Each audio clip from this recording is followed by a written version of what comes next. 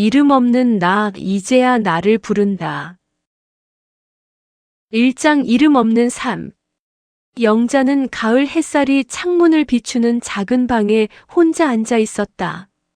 70년을 살아온 손은 이제 거칠어졌고 거울 속 얼굴에는 깊은 주름이 팼다.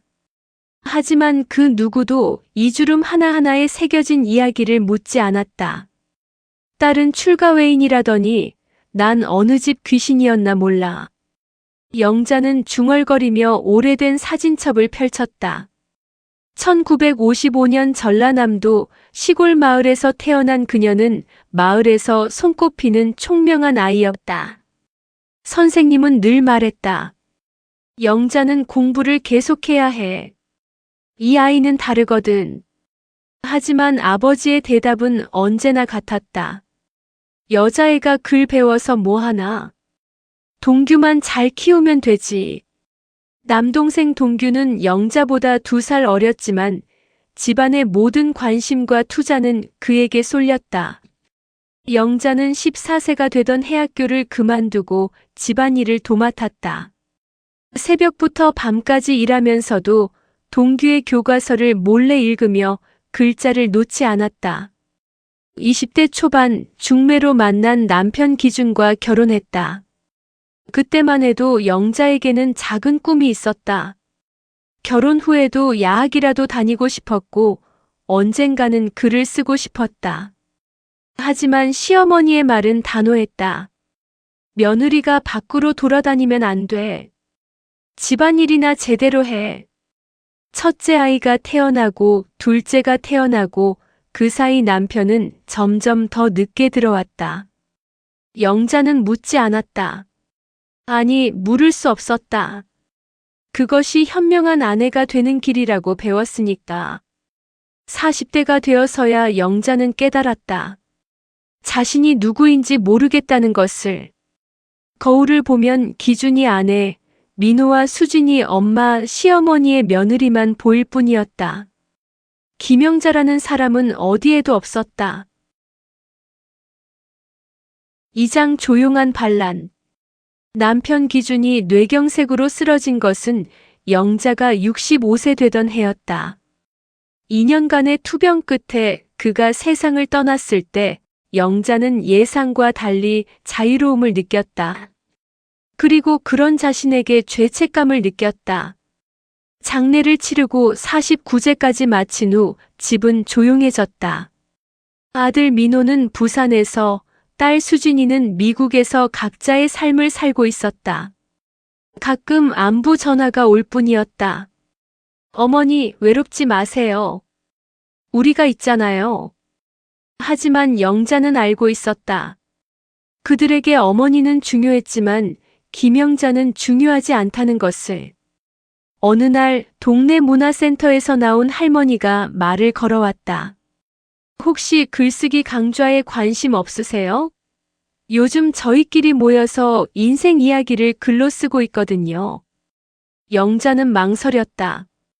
70년을 살았지만 자신의 이야기를 써본 적이 한 번도 없었다. 첫 수업날 선생님이 물었다.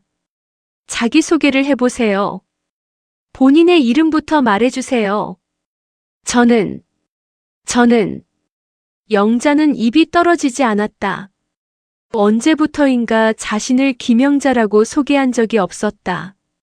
늘 기준이네 민호 엄마였다. 김영자입니다. 목소리를 내는 순간 눈물이 흘렀다. 70년 만에 처음으로 자신의 이름을 자신의 입으로 불렀다. 그날부터 영자는 글을 쓰기 시작했다. 나는 1955년에 태어났다. 김영자라는 이름으로. 하지만 그 이름을 잃고 살았다. 딸로, 아내로, 엄마로, 며느리로 살면서 정작 김영자로는 살지 못했다. 글을 쓰면서 영자는 자신이 얼마나 많은 것을 포기하고 참았는지 깨달았다. 분노와 슬픔이 밀려왔지만 동시에 해방감도 느꼈다. 이제라도 자신의 이야기를 할 수 있게 된 것이 다행이었다. 3장 이제는 나의 시간. 영자가 쓴 수필 70년 만에 찾은 내 이름이 지역신문에 실렸다. 반응은 뜨거웠다. 비슷한 나이의 여성들이 편지를 보내왔다. 제 이야기를 쓴 것 같아서 눈물이 났습니다. 저도 제 이름을 불러보겠습니다. 영자는 처음으로 자신이 누군가에게 의미 있는 존재라는 것을 느꼈다. 김영자로서 72세 생일날 영자는 혼자 기차에 올랐다. 어릴 적 꿈꾸던 바다를 보러 가는 길이었다. 기차 안에서 만난 젊은 여성이 물었다. 할머니, 혼자 여행하세요? 응, 나 혼자.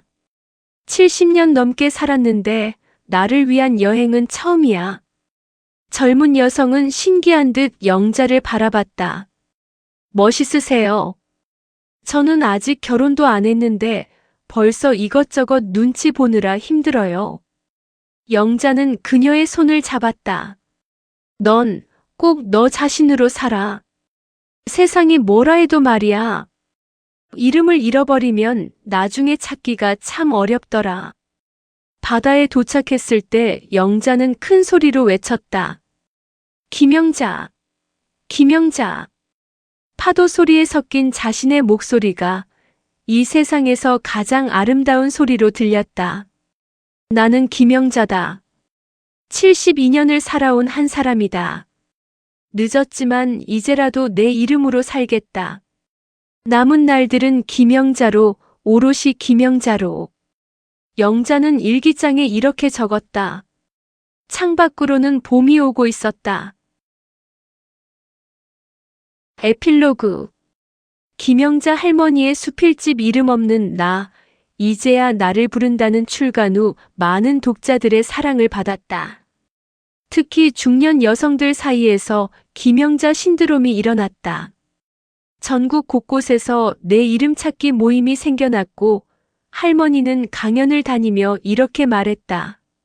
늦었다고 생각할 때가 가장 이른 때입니다. 지금이라도 여러분의 이름을 불러주세요. 그 이름으로 살아갈 권리가 우리에게는 있습니다. 75세의 김영자는 오늘도 글을 쓴다. 자신의 이름으로.